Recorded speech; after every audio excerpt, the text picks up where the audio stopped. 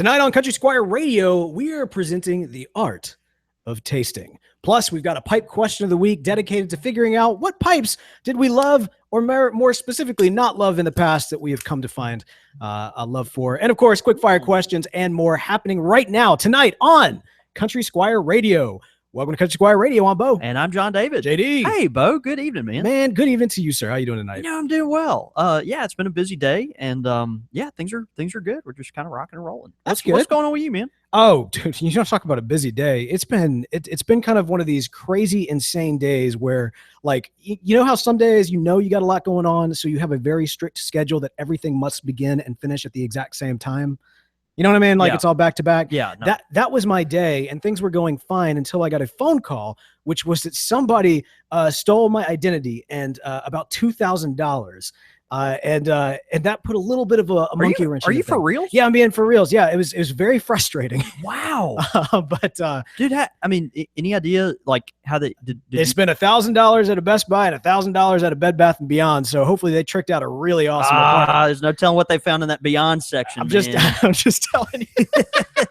Dude, that's terrible. I mean, I know you have a habit of leaving your credit card on like bathroom walls and stuff, but you but you don't think it was that? Yeah, the weird thing is it was my company business card, and so it was very bizarre because I very rarely ever use that, and so anyway, one way or the other, it all got worked out, but that created for a bit of a hectic day. Yeah. But dude, I'm sorry to hear that. I hope hope you get your resources back promptly. No, I think we got a good back. We'll get it all worked out. But it did get me ready to spend some time hanging out with you tonight. Yeah, man. Good. That's great. That's great. Hey, I have a question. Can you please make sure the 12-year-old that just walked in shortly ago can exit from the building, because we don't allow minors in here. I don't think that ever happened, man. I'm looking around. I don't see a 12-year-old anywhere. The thing is, I'm co-hosting a radio show right now with one. And it's because you shaved, Beau, that you look like an infant. All right. I have to know, like, you have a beard. You normally rock the beard and like are okay with that, and but you chose to get rid of it, and I wasn't going to say anything until you got on the air, and I don't know. Here we are, and why did you lose your beard? I'm sorry. Am I making you feel uncomfortable right now? You're worried the cops are going to go by right now. And no, I don't want. There is a city ordinance where to be in a tobacconist, you're supposed to be unaccompanied or accompanied by an adult if you're under 18 and all this. And I know I'm no adult, and I know the live studio audience is no adult, and so what? How do I deal with this? Okay, all right. Well, here's what happened. Yes, I am cleanly shaven for the first time in quite some time. I'm jealous, though. I need to point this out because you still have a jawline. Well, that's part of the reason I don't have. That's part of the reason why I haven't had one of those in like 10 years. So I've been on this. I've been trying to kind of cut back on the food intake, increase on the exercise and everything. I do this couple of years. I purge. Yeah, you're on the old sticks and stones diet. Yeah. Well, so I was making some progress. I have made some progress, and then also I've got a speaking engagement coming up late March. So I thought if I wanted to just kind of see what I looked like, now would be the time, because I can grow it back by the time I have to be on stage. And so this was almost kind of like, I'm just kind of curious. So I didn't tell anybody about it. I just decided one night I would just shave. I walked into the kitchen, freaked out my wife. It was, who's that? Make it stop. No, she's like, I remember that guy. I dated him in college. But yeah, no, I look. And your sweet little daughter was like, who opened the Ark of the Covenant? I know. Yeah. My kids had a hard time with it the next day. Needless to say, the beard will be back. But no, it's great. It's good to mix it up occasionally. Every time I shave, which is once every 2-3 years now, it's always a nice reminder that it's better this way. Yeah, right. It's always better. That's this right. way. That's right. All right. Oh, that's what I look like. That's why I cover it up. I remember. I remember those days when I was in a more. Do you call it like a professional industry or something? I work. You're in a professional. No, I am, but industry. I mean, I'm wearing a suit, going to work, selling annuities and crap like this. Right, and you got to keep that seminary insurance job right there. Yeah, no, exactly, right. So you got now I have long hair and a beard, and it's like, well, I wonder what it'd look like to don the old tie and put on some khakis and all that stuff, and then you shave your face, and you're like, oh. Man, I'll say this is just kind of a last bit of the beard talk, which is that, for me, it may not be the last bit. I know. Well, I did say beforehand, I hope I just have to stay behind my pop filter because if the audience gets one clean screen grab of me with no beard, it's going to be over. The memes are going to come like They're washing gonna fly. over. No, it's great. we wanna I'm see sure that out. someone can Photoshop a beautiful beard on top of your naked face. The trick is for me, I'd like to see that. The trick is for me, man, I can grow a pretty legitimate beard pretty quickly. It's the stash that's difficult. So like for a while here, like does it come in? I've never noticed it comes in kind of scraggly. it's a little rough. So it's one of those things like I've got to actually for a while have a chin strap beard to get to the level where at least the chin strap is actually holding up the rest of the face while the mustache comes in after the fact. Yeah, that it takes commitment to power through that. It takes strategery is what it takes. It takes strategery. I would just steer clear of playgrounds or schoolhouses or anything like that. But I didn't have two children. Time. Yeah. Other than your own. All of a sudden, when I go to be the sure door, to bring an ID. That'd be wise. That's good. Yeah, that's always good. They probably still won't take it. But hey, man, we got a lot of great stuff going on beyond the battlefield that is my face. And that is, of course, that we are now in this beautiful month of February. We had an awesome month of January where we announced the Country Squire Radio Pipe Club. That's right, man. Yeah, International Pipe Club. And we said. I think on the second episode in that basically if you joined the Pipe Club within the month of January, you were a founding member. And man, I am pleased, shocked, and I got to tell you, humbled to say that the Country Squire Radio International Pipe Club has now officially launched with 52 founding members. Dude, that is great. Is that not incredible? So great, man. We're so honored and thankful for y'all to invest in us like that and just be committed to our community. And man, 52 folks in 1 month. That's pretty great. We're building to something amazing, and it is an investment in the show, but it is also an investment in the community as well. In fact, we're 2/3 of the way through towards one of our goals, which is to open up the Squire Lounge online, and I'm really excited for once we get there. But we got to give a shout out, of course, to new club members who joined this past week. Some of you are founding members, and some of you came in February, but we it's still good. No, it's good. Yeah, it's good. Everything's good. All right, are you ready for this? Are you ready for me to butcher these names? Yeah, I'm just excited to see who you're going to offend tonight. No, man, I've read through them. We got Squire level members coming in. We got two final founders on the Squire level, which is Greg Acock. I can't believe I butchered Greg. I said Greg. Okay. Greg. Wow. Thank you for joining, Greg. Bad. Greg Acock. We also have Rob Forbes. Now, Rob Forbes, of course, is the very popular financial magazine robsmoney.com. I think, is that Rob? I thought it was like Rob's Piggy Bank. Rob Forbes joining at the Squire level. And then we also have Travis Robinson of the Swiss family, but not that one. And then Tyler Patrick, he who has 2 first names, but no last name. So Tyler Patrick, shout out to you guys. Thanks so much for joining us and joining us at the Squire level. And then, of course, we've also got 2 new pipe pilgrims as well. James Foster, who honestly needs no introduction. We're talking Pylorns, someone who, if you've been listening to the show for a long time, you've heard us mention his name several times. And you probably bumped into him elsewhere in the pipe community as well. Just a real dear friend of ours. And then finally, the last member who I thought was going to be the only name I butchered before I butchered Greg. Man, we've got Dylan Forsyth. He's a bad guy. He's for the Sith. No, you think it's Forsyth? I think it's Forsyth. It's got a Y in there. The beauty, and Beau and I were talking about this before. I let Beau read all the names, and that gives me an opportunity to make fun of him, but also it keeps my record clean, right? I mean, that we get away with this like, oh, they're cute little Southerners that can't read, shtick. This is what I'm saying. We're perpetuating a negative stereotype. I'm dyslexic, people. No, it's not because I'm Southern. No, I mean it's just but it's kind of a rite of passage, if you're interact with the Country Squire, with our podcast and really are a part of the community. At some point, we have butchered a very important thing about you, and typically that's your name. Yeah, your name, where you're from, the accent that is typically supposed to be attributed to your country of origin. Yeah, that's right. It's a rite of passage. It's a hazing. So, just consider yourself honored and brought into the full communion community. Or just forgive us. That's cool too. We'll take that. But hey, shout out to all the new club members and to the existing club members. Yeah. As we enter into February, as we've got this great founding base, we want to go ahead and kind of build this thing out. So we are putting out this week 2 club members. We've got the Country Squire Radio logo that has existed for several years at this point. That member Pylorns made himself. Exactly. That logo is not changing, but we were looking at for the club, we want to have something unique about it. So we're putting it out to the Pipe Club. We want to come up with a good logo for the Country Squire Radio International Pipe Club. You can take elements of the current album artwork, or you could do something completely different.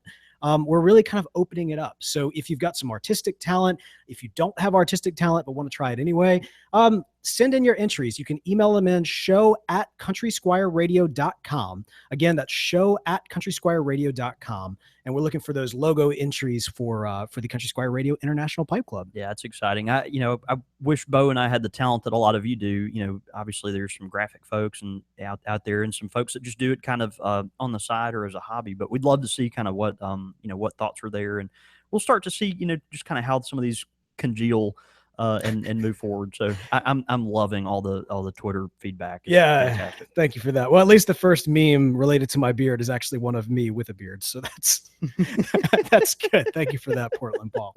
Oh man, we got a great show. You talk about talents, and we've got amazing talented people who are members of the club, amazing talented people who are listening right now. But there is an amazing talent sitting next to me tonight, and his name is John David Cole. And the talent that you've got many talents, I should say, but I think the talent that most of us who've spent time with you and around you in this industry know is that you have got a palate like no one else in the world. Well, you can't pull the wool over these people's eyes. I mean, thank you. That's very kind. Are you kidding me? Like everybody that writes in asking about flavors of tobacco, they're like, well, I don't have John David's palate. I mean, there is a gift that you have in terms of being able to smoke various tobaccos, even obviously blend these tobaccos, knowing what you're creating, and then also reviewing these with a certain taste, tasteability, if you will, that the rest of us, I think, can only, or at least have only been able to hope for. And so by popular demand, this has been a request that has come in a couple of times. There has been a request for us to do a show on the art of tasting. And that is essentially, how do I expand my palate? What do I need to do? How do I pull out these amazing flavors that you find throughout the blends in the tobacco world? How do I get that John David Cole palate? Man, golly, I'm gonna have to leave the shop at some point, and I just want my head to be able to fit through the door. So if we could dispense with some of this, man, I mean, yeah, a lot of smokers, and this is a great topic to cover. Some of our most downloaded episodes are kind of these 101 episodes, right, Beau? Like folks, find us and they immediately go to the, how do I keep my pipe lit, or tell me about the different types of tobacco, or, when they're talking about this particular pipe shape, what on earth does that mean, or something like this. And a lot of newer pipe smokers, they come to the game thinking that, maybe with trying all the different types of tobacco, they immediately are going to be able to pick up on nuances from this type and that type, and just different flavors and, elements that, go into different tobaccos from a tasting standpoint. And then they're frustrated because they can't get it. It's like, well, this tobacco, it smells like this and the room notes like this, but it tastes like heat, or it just tastes like, it's kind of a sweet taste, but it's not like. Say it. Everybody's heard you say it before. It smells and tastes like raisins. Raisins. And so there's this element in which, people get frustrated because they, they kind of think all the tobaccos taste the same. As a matter of fact, I've got a really good customer and friend who lives in Starkville, Mississippi, a couple hours north of here. And every time he orders a half pound of Rivendell, which is one of our house blends here at the Squire. Brilliant, yeah. And then he says, and then give me a half pound of anything else. And when I ask him, well, do you have any preferences? It's this way every single time. He wants a half pound of Rivendell and a half pound of anything else. And when I ask, well, give me something to work with here, he's like, to be honest, John David, I really can't taste any difference between any of them. And so I want a different tobacco just so I feel like I'm, at least trying something different, which is kind of interesting to me. So, anyway, you've got folks out there that just haven't really given themselves the opportunity to expand their palate, or don't know how to, and so, therefore, it's kind of like when you're drinking coffee, a lot of us that are not really versed in the ways of coffee and everything, particularly with these flavored coffees, this tastes like blueberry, and this one's supposed to taste like Snickerdoodle, and when you drink it, it's just like, well, it just kind of tastes like coffee, and it's like we don't know the words to put with it to to bring out all the different nuances. So this is particularly true amongst folks that are super committed aromatic smokers. And again, it's easy to like kind of bow up and flog the aromatic smoker, right? Because I mean, it's just, oh, you haven't graduated from that. They're some of the most. Wait, hang on. You're not saying that I do that? No. So not bow up as in acts like Beau. Oh wow, that was just awful. No. Look, I mean, some of my most sophisticated, customers and pipe smokers that come in the Country Squire and are longtime friends are aromatic smokers. But it is true, at least in the United States, that most new pipe smokers are going to start out on the aromatic side of the spectrum. Right. Yeah. Okay.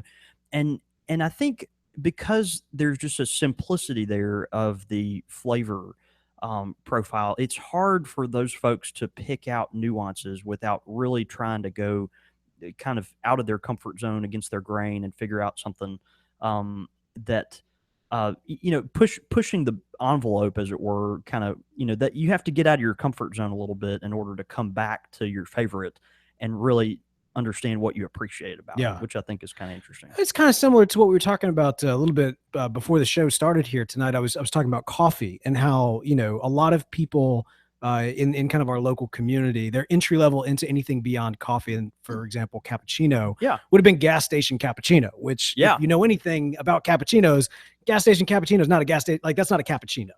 And so there's just like this. That's a nasty milkshake. Yeah, exactly. It's just like this extremely sugary thing, which has all gotten us through a long drive at some point or another. Yeah, and so as you kind of expand, I'm worried that I'm kind of falling into this coffee snob place, partially because of the amazing coffees available to you at Beanfruit, beanfruit.com. Use the code CSR for 5% off. I do. Speaking of shameless, but as I've started kind of going to these coffee shops and ordering a dry cappuccino, 9 times out of 10, I don't get a dry cappuccino because they don't.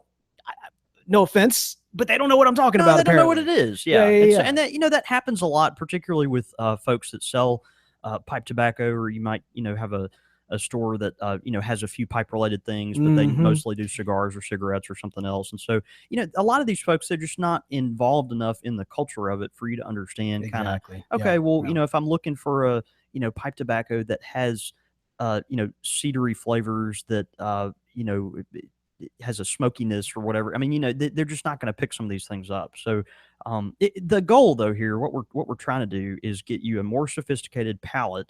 And the reason for that is not to just enjoy, expand your knowledge, but also so you'll enjoy the pipe smoking more. I mean, when you are picking out different flavors throughout your smoke, it's something that just makes your smoking session more exciting. It's just more fun. It really is. So the first place I always tell people to start, I'm going to just give a few bullet points, and I'd love to hear some of our live listeners, live viewers, feedback on this kind of thing. But a few bullet points on just kind of expanding your palate and trying to figure out more and more ways to appreciate the different nuances of pipe tobacco. I always tell the folks the first stop is to shock your senses. Okay. Ooh, okay. And what I mean by that is, my guess is if you're a newer pipe smoker, you're probably stuck in kind of a rut. You're probably stuck in a rut of, even if you don't know it, you've smoked several pipe tobaccos that maybe you're in the same category. Maybe you're really into berry flavors, or, boy, you really like vanilla, or, things like Lane 1Q, BCA, things that are in that kind of realm where there's a comfort zone there that's kind of developed over time. And you don't even know that maybe it's developed just because you don't know what all's out there. But I always love when I point people to force themselves to smoke through an entire ounce or an entire tin of something thoroughly, totally different. And I always equate it to my own personal Frogmorton experience. I'll never forget the first can of Frogmorton I ever opened. I opened it up and I was like, pipe tobacco can smell like that. It's one of those things. If you are not particularly well versed in different types of pipe tobacco, if you're stuck on cherries and raspberries and caramels and all these other things, but you open a can of tobacco like that, and it challenges you. It challenges you to kind of redo your paradigm or Yeah, whatever. yeah. So Well, it's almost like a lot of those entry level aromatics are almost like yeah, going to the candy shop. You open up a tin of Frogmore, and it's like, oh, you got a meal right in front of yeah, you. you're going to the butcher shop, Yeah, right? exactly. And so what I would tell people to do, and I've told folks to do this often, and it's always neat to kind of see the results of it, is to pick out 2 or 3 tobaccos that really challenge kind of your daily go-to. Whatever your comfort zone is, your wheelhouse. Pick out a couple of tobaccos that are very interesting, well thought of tobaccos. These are tobaccos with a lot of reviews. They're storied tobaccos, and that you can find a lot of research or resources on. And smoke those and force yourself to get through the whole thing. And I really think that's key. You want to at least give yourself an ounce of tobacco to get through, just so you can kind of fully appreciate the things that are there, even if you don't like it. Mm. Ones I would point you to, particularly if you're coming from the aromatic side, tins like, of course, like Frogmorton. I'd shy away from the Frogmorton Cellar if you're really looking for something to kind of interrupt your flavor profile. The Cellar is just sweet enough that you might, kind of tend to put that in that sweet category. We're really looking for things that are going to be different from your normal go-to. So the Frogmortons are really good. Presbyterian mixture, really interesting tobacco, of course, near and dear to our heart because it is the ordained tobacco Yeah. for all time. No, it's predestined to be on this episode. It was. And so Presbyterian mixture, great tobacco, super complex, interesting. You want to talk about shocking your senses? yeah. I mean, it's just different. Right, There's all these arguments of what goes in it because it's just such an interesting tobacco. Tobaccos like Escudo or Cajun Cake. These are tobaccos that are going to be probably a pretty good bit away from what you're used to smoking. Mm-hmm. And if you'll smoke, allow yourself, give yourself the opportunity to smoke through an ounce of 2 or 3 different tobaccos like that and get through all of it. Just power through, smoke through them, and force yourself, even if you don't like it, to go through it. I think what you'll notice is you'll start to pick out things about those tobaccos that you're having strong reactions to. Okay, and when I mean that, you don't mean strong reactions like bad, or no? Well, maybe not like a physical reaction, but like a, man, I don't like this because I taste blank. I don't like this because I taste, used Band-Aid or whatever, whatever that taste is. I don't like this because I really, when I eat a steak, I love steak, but there's a char crispy on the outside when it gets, the flame burns it too much. And that crispiness, it really bothers me. And being specific like that about, what you do and don't like about the pipe tobacco. And I think what you're doing is you're giving yourself an opportunity to describe what you're experiencing, even if you don't like it. And so when you finish a whole tin or a whole ounce of this stuff, give yourself the opportunity to, be really, really descriptive. And I also find it encouraging, and when I'm smoking, and I can't work on new blends when people are around. People are always like, "What you working on?" I'm like, "Well, nothing right now because you're here." I have to smoke when I'm thoughtfully trying tobaccos. I have to do this when I'm quiet, and typically when I'm alone, because I've got to be able to focus on the different things that my tongue is experiencing and things that I'm liking and disliking about the tobaccos. And I would encourage you to do that with these tobaccos as well. When you try something different out of your wheelhouse, make sure you at least dedicate a few of those bowls to just some quiet time by yourself. Just kind of with each puff, you're slowly puffing your pipe. You want to smoke it cool, gentle puffs. Try to figure out ways to, get yourself quiet enough to where you can really focus in on what you're tasting. And then I think what is always fun about this is when you finish this assignment. Okay, you've given yourself kind of this assignment. I'm going to smoke these tobaccos I never really would have smoked. Now I'm going to go back and smoke the tobacco that I'm used to. And that's where that's where the shock happens. Okay, like you've shocked yourself one way. You've made yourself suffer through stuff that you never thought you would, or boy, that doesn't make the room smell like cherries, and I never thought I'd smoke that, but okay, I did my homework. I smoked through a tin of it.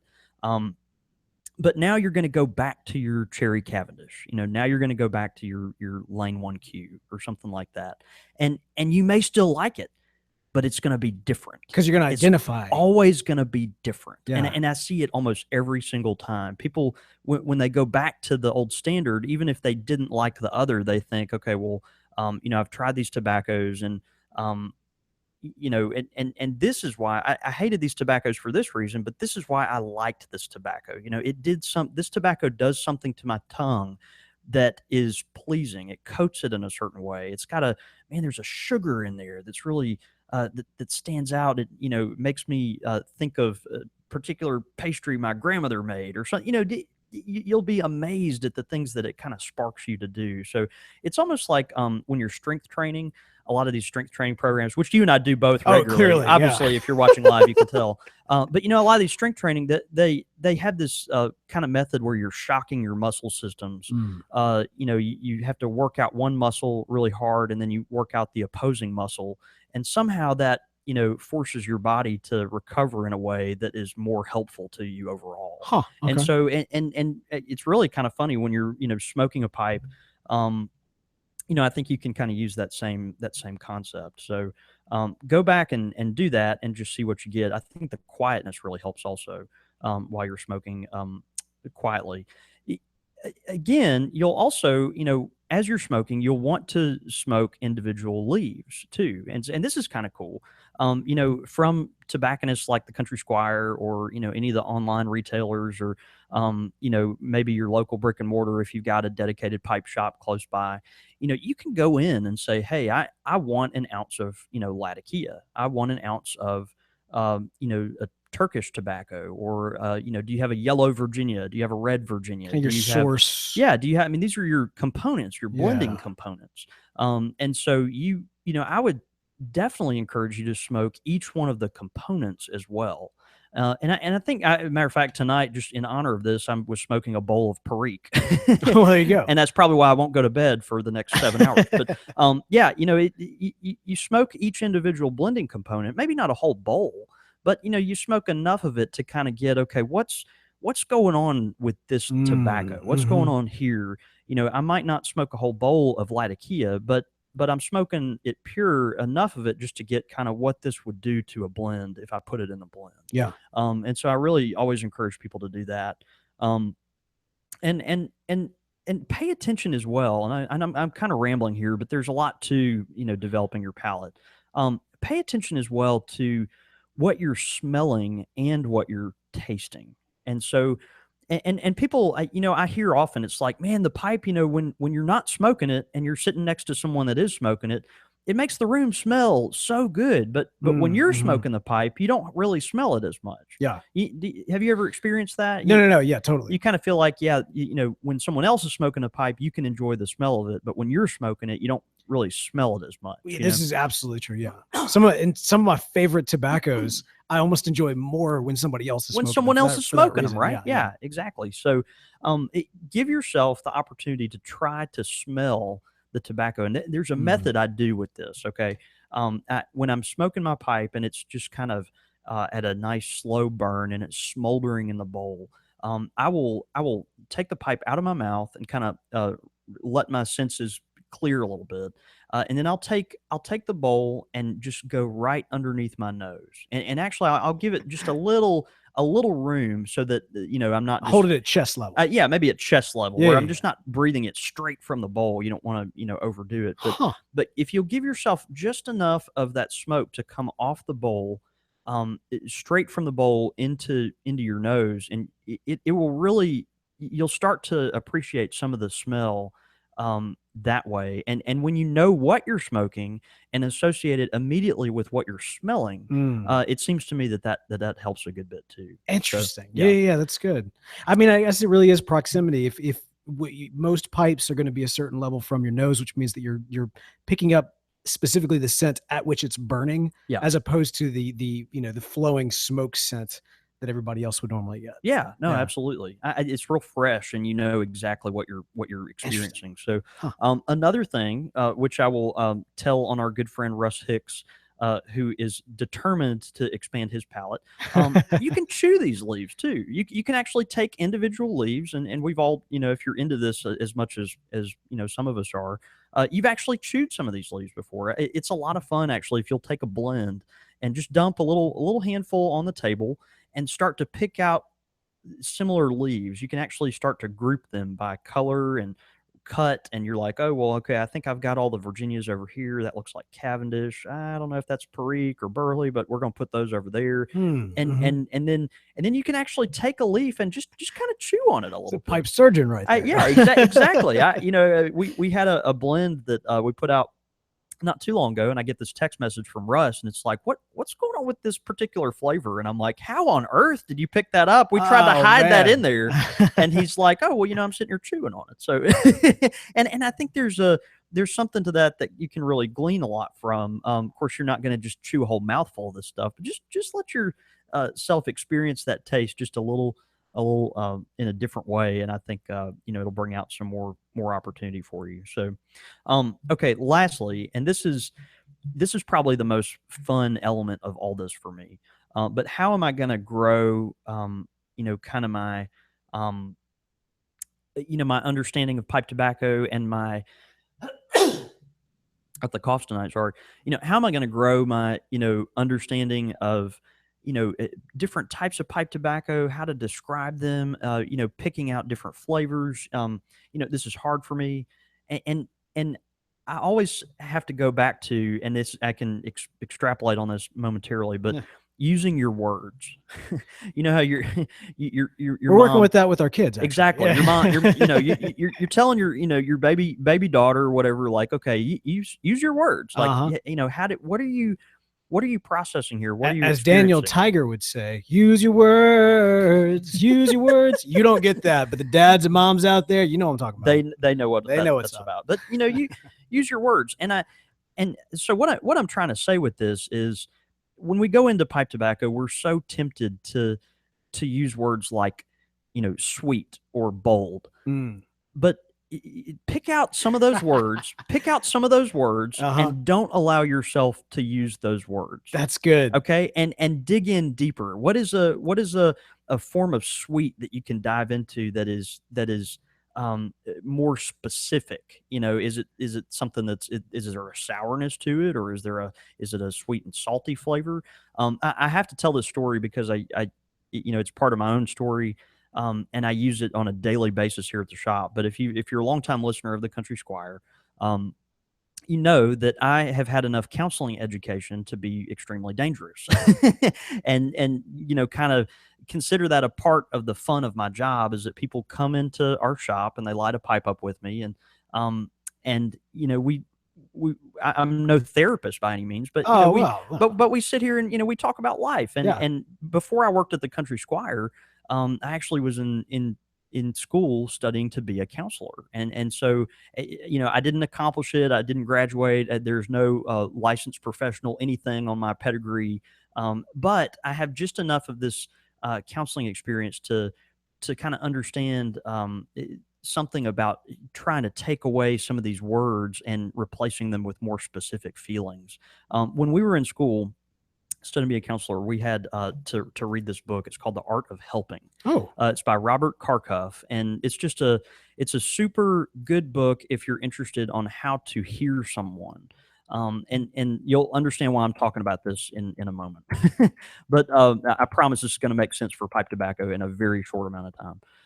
But The Art of Helping is cool because when you're in the therapy room with someone, you're trying, in order to establish a rapport with them, you really need that person to know that you understand what they're experiencing. Okay. So like my time with you, Beau, if you're the counselor, is going to be much more effective if I know that you get what I'm talking about. If I restate what you had said to me. That's right. Okay. That's right. So I communicate something, I'm a wreck, and you say, man, that sounds like, you feel terribly insecure or something like that. And, instead of just, man, that sounds bad kind of thing. Got it. And so there's something interesting that happens when there's a connection between the client and the and the counselor. And in the back of this Art of Helping book, this was one of my favorite exercises in seminary that we did.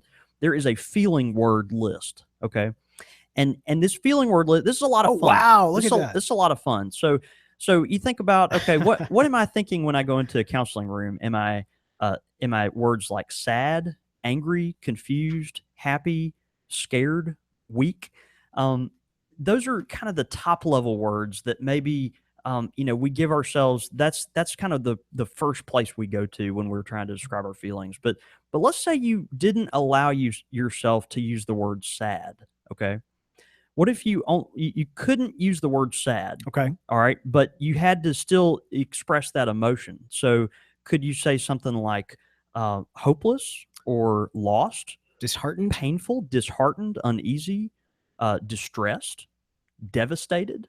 What about angry? Could you say words like irate or livid or resentful, seething? These are things that maybe just add a little more nuance and descriptive specificity to what you're trying to do. And anyway, the whole reason I'm saying this is like, take out some of those words and try to look at a deeper way or a more specific, nuanced way to describe what you're tasting in pipe tobacco. And that helps me all the time. I always think of this silly list of feeling words in the back of this Robert Karkoff book when I'm thinking about different tobaccos to try or how to describe tobaccos. And I was trying to come up with a resource, and maybe someday I'll just have to write my own kind of word list or something that I'm seeing a poster right now. That smokers can use. Awesome, yeah. There might be something to that, but I want to borrow from our friends in the coffee community, because coffee, you've got they're like cousins right there. Yeah, right? It's like kissing cousins, right? Yeah. But you've got when you try this cup of coffee, there's just such an effort to describe what's going on with each sip. When I'm tasting this, I'm tasting this and this and this, and you may have heard. I'm actually not familiar with them, but I have been assured that they're a reputable coffee company, Counterculture Coffee. If you actually go to counterculturecoffee.com, they have a nice resource center. If you click on the learn tab and go down to resource center, they have a coffee tasters flavor wheel. And I thought this would be at least a good start for people to go to if you're looking for ways to describe, oh, well, I taste a fruit flavor. Okay, well, what fruit could that be? Or I taste something, sugary and salty. Okay, well, is it like a chocolate toffee, a chocolate, sugar, or is it a brown sugar, or is it a marshmallow, or a butter, or a honey, or a nougat, this just kind of gives you an idea. You can Google all types of different flavor wheels and tasting wheels and things like that. But I thought the one at Counterculture was a good, just a really nice breakdown. They even have a kind of a wheel of bad flavors as well, what they would think of as bad. Things like, overripe or tainted or over roasted, mold, all these crazy flavors, And the funny thing is about pipe tobacco, some pipe tobaccos actually thrive on those flavors, which are kind of fascinating. You actually might, taste iodine in pipe tobacco, and that'd be a good thing. Right. And so, but I think a device like this, something that can kind of give you options on how to better, more specifically describe what you're tasting can be really, really helpful. So it's not a perfect translation from coffee into the pipe tobacco world, and certainly it's not from the the counseling world into the kind of understanding it. But I think that idea of taking those words like oh, that tastes sweet, or oh, that tastes bold, like don't allow yourself to describe that tobacco with that word. Go deeper, and try to figure out. And I think maybe we can learn some things from the folks of the coffee world. And in the meantime, I'll maybe try to work on our own flavor wheel. No, that's good. That's good. I mean, because one of the things that you've expressed before in terms of, for example, raisins, is that people say raisins, but what they mean is they're getting a dried fruit taste. Yeah. And they just associate with raisins because most people have had raisins, but you may not have had dried cranberries or dried figs or something of that nature. That's right. And so, you only know what you know. But man, I think you've given a lot of great lot of great things. These are just things to to kick around and in some cases to chew on. Literally, yeah. I mean, I think there are ways that you can kind of shock your pipe smoking experience into something a little different, just to force yourself to start to pick up on things you're not used to, and then try to find ways to describe those flavors. And I think when you do that, even if you immediately aren't connecting with those flavors, I think you will start to recognize more and more because you're becoming aware of more and more. I promise this is not like you have to be the horse whisperer kind of thing to do this. Like, practice, give yourself some quiet time to smoke some tobaccos you're not familiar with, and would not have given yourself a chance to smoke. And maybe smoke some individual ingredients like we talked about, and then come up with specific words. Use those words and use them. Don't let yourself use the word weak. Instead, you want to use the word, inadequate or overwhelmed or powerless or, I do a lot of negative words here. Or, well, what about strong? You don't use the word strong. You want to use the word secure or, energetic or determined or confident. There we go. Think about some different things that you can kind of, drill down, I guess, and go to, that lowest common denominator. I don't know. It's something to think about, but that's always that concept has always helped me. Well, one of the things I loved is that you encourage people to shock their senses by getting tobaccos that they might not normally get. And one of the great ways that you could do that is to make sure that, well, let me put it this way. If you're going to be shocking your senses outside of your normal comfort zone, you probably don't want to put it in your normal pipe. No, that's right. That's right. Because you're going to want something that's going to be a good, fresh smoke every single time, regardless of what tobaccos you have, be it Presbyterian or, I don't know, cherry to the max blend. That's right. Whichever one. So the point is, though, you're going to want a good, clean smoke, and that's what you're going to get from a Missouri Meerschaum pipe. That's right. Man, we've got a Missouri Meerschaum pipe actually sponsoring this episode. I love this little pipe. This is the shortstop pipe. And what they've done, the folks at Missouri Meerschaum, of course, they're always creative and looking for the next thing. But this is the same exact bowl that's on the smallest Missouri Meerschaum, which is the miniature. They took that same exact bowl, but they've given it kind of a long shank, a long shank with a stem, and it's just a really long, tiny pipe. It comes in a one with a black stem and then also with an amber stem. They're finished and unvarnished styles, and just a really nice pipe. It cools the smoke down just enough to have that longer stem, but a good tasting pipe. It's one of those pipes that I can imagine is just going to be the perfect amount of bowl for that quarter pinch of Latakia, because you want to just see what it tastes like. I mean, you want to talk tiny. I mean, the bowl itself is basically the size of the shank. That's right. I mean, it's not that much bigger. That's right. Yeah, it's just a really small pocket pipe, but it's got enough of a length to just make you feel a little more comfortable out smoking a pipe so small. Exactly. Back when we did the tiny pipes and we focused another Missouri Meerschaum pipe that is actually much shorter than this. I remember looking at it and thinking like, well, I could see that as a keychain, but I can't imagine myself smoking that. Yeah. This one I can actually imagine smoking because you got the length there. The length, I think, adds just a lot to it. Absolutely. So, really cool little pipes. They retail for right around $5, and man, we're proud to carry them at the Country Squire, and we really appreciate our friends at Missouri Meerschaum supporting us and making these great products. Man, if you get a short stop this week, be sure to smoke it. Put your picture on Twitter doing so. Send it to us. We will retweet that out. It's a great way to let the good folks at Missouri Meerschaum know that you thank them for supporting this show. All right, man. Pipe question of the week. Yeah. All right. Now, I got to give a shout out here. We were joking about how we butcher names on this show. We do two things on this show. We talk tobacco and we butcher names. Not always in that order.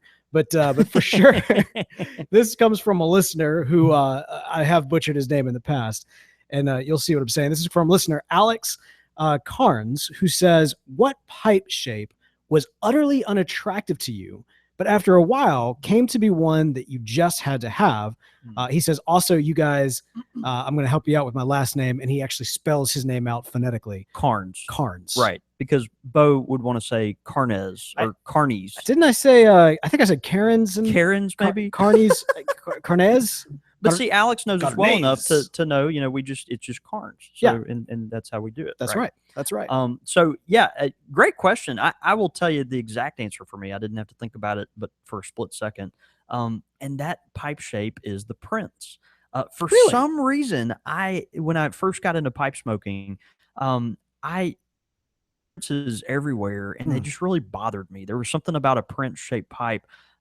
Maybe it was because when I started working at the Country Squire, we had a lot of Prince shaped pipes that were older here that hadn't moved in a long time, and I was like, oh well, man, Right. those must not be popular. No one buys those.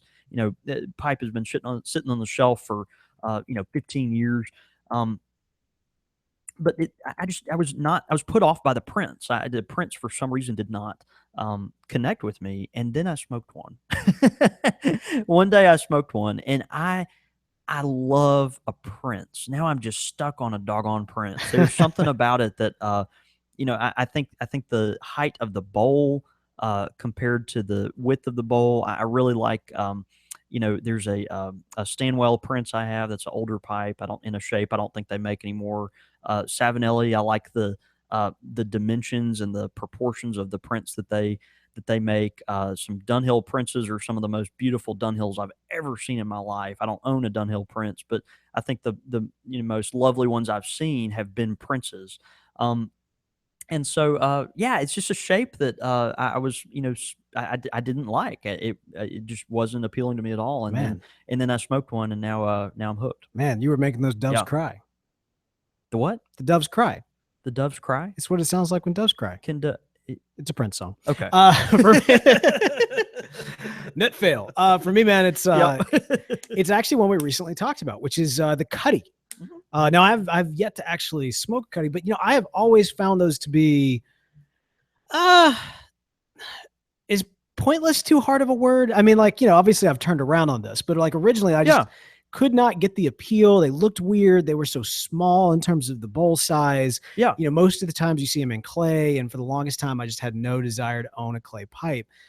But I think this year, or really the end of last year, was really when things started to turn around. And I think it's actually that iconic picture of Santa Claus. Santa Claus. Yeah. Absolutely. And seeing him smoke that Cuddy pipe, and then also kind of wanting to research it more than us actually doing the episode Cutting Up on the Cuddy, where we actually looked at the history of it. And now, I don't know, I guess I appreciate the fact that it is almost like the original, and that's not necessarily true. They're obviously pipes and ways of smoking that kind of but there's something about that ancient shape. It's almost like that's like the missing link, you know what I mean, in terms of kind of the modern pipe versus everything that came before. And so it's got such a history behind it, and honestly I kind of see the appeal. It's gotten me, and almost to the point where when I get my Cuddy pipe, I'm almost inclined to actually get a clay Cuddy pipe to just go full on Cuddy. Yeah, I'm still a little nervous about that, just because the idea of smoking a clay pipe, just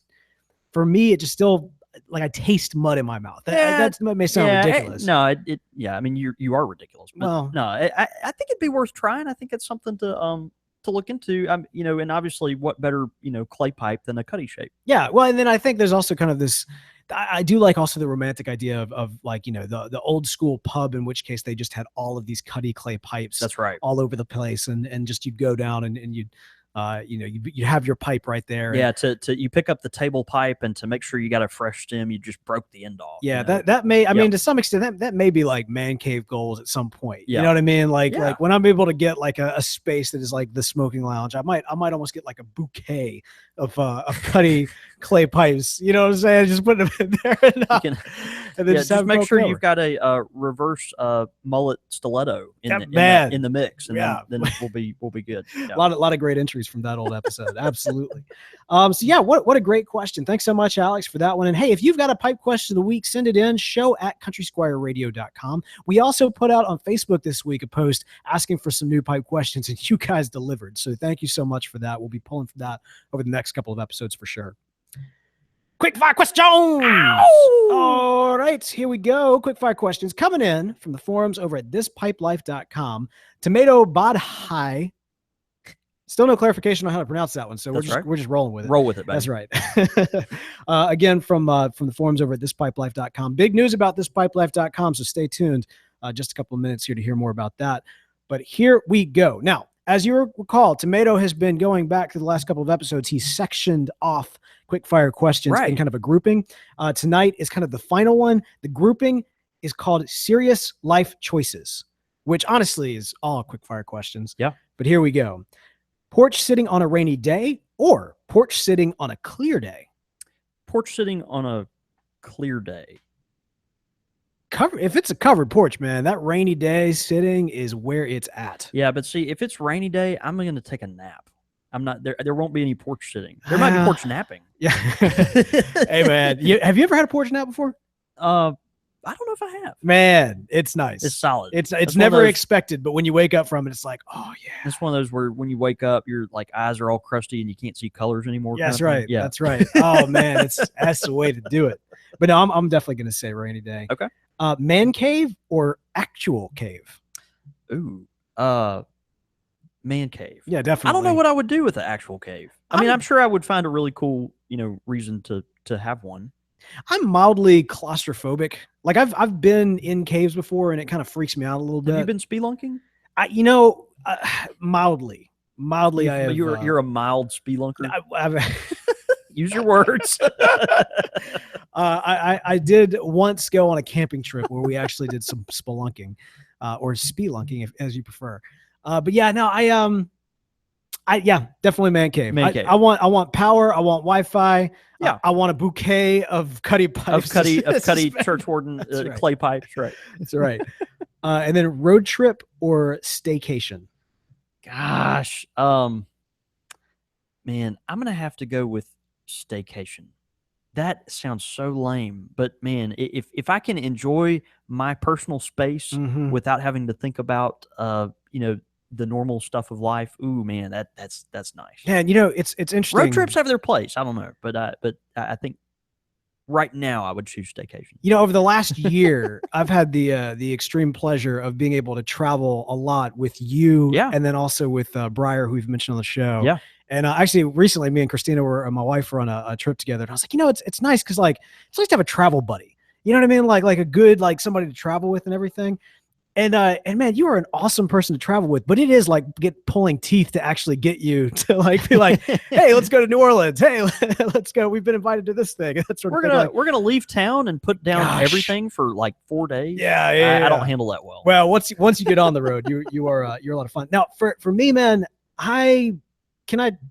does flying count as road trip, or is road kind of? Yeah, I think getting out of town. Okay, if it's getting out of town, then getting out of town. I love to travel, but I definitely I'm not big on driving. So if it's train or plane, I'm in. But if it's driving, I'm not. If it's within 6 hours, if it's within 3 hours, I'm good. Okay, yeah. And then finally, battlefield parks or amusement parks. Man, depends on who I'm with. I think like ultimate enjoyment for me personally, if I was just by myself, would be a battlefield park. I mean, who wants to go to amusement park by yourself? But if I'm with a group of people and we're looking for something that everyone's gonna like, and they have cotton candy and all that crap. Yeah. I mean, you're gonna go to amusement park. Mickey Mouse. Right. No, exactly. But I don't know personally. There's something about the going to a place like Vicksburg, right down the street here from us here in Mississippi, central Mississippi. We the Battle of Vicksburg was fought literally 45 minutes to our west, and we're really lucky to have just such a great military park there that folks go and enjoy. So anyway, yeah, I'd probably have to go with that. I mean, the stipulation that you say in terms of am I by myself or with others, that's true. But I think I'm definitely going to go amusement parks. Okay. It's been a long time since I've actually been to an amusement park. We actually were trying to debate when the kids will be old enough to take them to Disney World. But I think we got another year or two to go. But one way or the other, if what's going to get me excited, it's going to be to go to an amusement park. Okay. Yeah. Okay. Great quick fire questions from Tomato Bod High. That's his name. No, of course, it is. That You're is right. his username over at thispipelife.com. Now, thispipelife.com, of course, an amazing forum, an amazing community that we strongly encourage you to join. If you go to thispipelife.com and register, be sure to use the code CSR. Thispipelife.com is actually expanding, man. They are getting even more social. That's right. There is now a thispipelife.com, Facebook, Twitter, Instagram, so many different ways to connect with this online community. Facebook.com/thispipelife, Twitter.com/thispipelife. Instagram.com/thispipelife. You seeing a trend here? You seeing a pattern? You get the idea. You get the idea. So be sure, do this for us this week. If you have not done so already, head over to facebook.com/thispipelife. I'm not going to read them all off. You know what I'm talking about. This Pipe Life on Twitter, Facebook, and Instagram. Follow them, then tweet, message, Insta talk. What do you do it on Instagram? Comment? Yeah, sure. Comment. Whatever it is. Let them know. Say, hey, thanks. Hashtag This Pipe Life for supporting and sponsoring Country Squire Radio. Let them know that. Use the hashtag This Pipe Life to let them know that we really appreciate them sponsoring this show. And yeah, check them out. It's an awesome community. That's great. All right, listen to feedback this week. We've got an iTunes review, and I love this because we've got an iTunes review tonight that comes in from the wife of a listener. That's great. Would you read this one? That's great. This is from Mrs. Mark VV. She says, the greatest. My husband's life would not be complete without this incredible podcast about pipes and pipe tobacco. Thank God for Beau and John David and Country Squire Radio. It gives my husband purpose in life, and for that, I am truly grateful. Man, Mark's such a good friend. Of course, Mark and Mrs. Mark live down in New Orleans real close, and occasionally Mark gets the chance to make the little drive up here, and man, we just love y'all a bunch, and are glad we can contribute to a little bit of sanity in your life. Yeah, big shout out to you, man, and the Mrs. Mark also mentioned in kind of the club discussion. He said, have we ever done a musical episode, or would that be jumping the shark? I've tried, Mark. He won't go for it. No, I'm against it. He's very much against it. Yeah. I let Beau have a lot of creative license, but there is some things, there are just some vetoes that have to be maintained. Y'all don't see it, but I mean, there's a button right here somewhere. I don't know exactly where it is, but it releases the Rancor pit beneath me. Right. He's been very generous to let me get away with some singing shenanigans at times. But, that's right. If I push it, I know where I'm going. That's right. Exactly right. We've also been getting a lot of great tweets in for this particular episode with a lot of great suggestions too. In fact, we also had Hochter the Love Doctor talking specifically about tasting and mentioning that kind of similar practices that you and Russ use here, which is moist palate, drink water, chew on the smoke, swish it around your mouth, and that's then right. hit more taste buds. And then retrohale. Yeah. Is that a word, or did he make that up? No, it is. You okay. want to take that, take the smoke and push it through your nose. It's one of those things. We're not inhaling the pipe tobacco. We're taking the smoke that's in our mouth and forcing it to go, to go through our nose. And I think you're going to get more flavor nuance there than you would if you didn't. Yeah, admittedly, most of the live commentary tonight has been on the loss of the beard. Yeah, with a lot of points to Spurgeon and how ridiculous he looked without a beard. He did. I feel like I'm getting the message there. Portland Paul, really that was John Griffin who posted that. I think Portland Paul's still laughing. Portland Paul, he took a picture of me with my arms up in the air back when I had the beard and memed it saying, even Beau York is surprised by the lack of beard.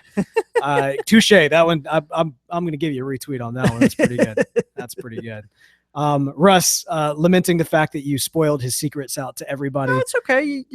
I mean, some people just chew on tobacco. Well, but Russ says specifically kind of his goals here. He says, I taste dozens of nuances in every blend, but my goal is to be able to detect the source, i.e. the tobacco or something else. That's interesting. Is it the tobacco, or is it something the tobacco's flavored with, or is it something that maybe you're getting from the pipe you're smoking it in, or the match, or something else? Yeah, that's good. That's great. And then Hawk to the Left Doctor just tweets this out in favor of the musical episode. He says, if we find out that one of the members of the Dave Matthews Band is a pipe smoker, can we then have that musical episode? Only if Caleb is filling in for me that week. No, I think they want to hear you go,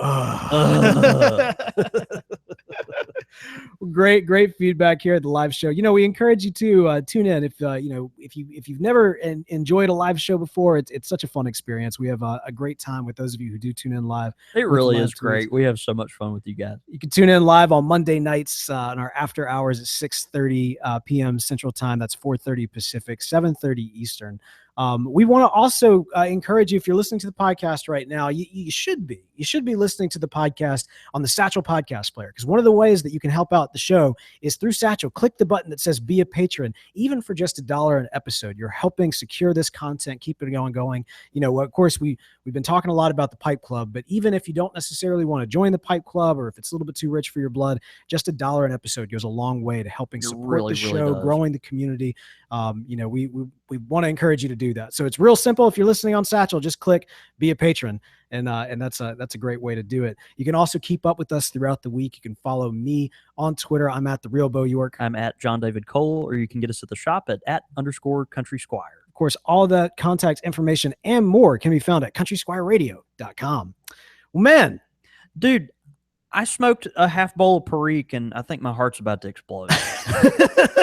It's a ringing endorsement right there. I just haven't done it in a little while. And you know me, I love Perique. I try to sneak Perique in we put Perique in aromatics and all kinds of stuff up here. Dude, look, I like my Tabasco and my gumbo, but I'm not going to drink it straight. No, I mean, it was a good exercise for me. I'm telling you, like, just smoke some, but just do a little bit. Hey, get yourself a. Don't do as much as I did. One of your shortstop pipes. Yeah. You'll be good to go.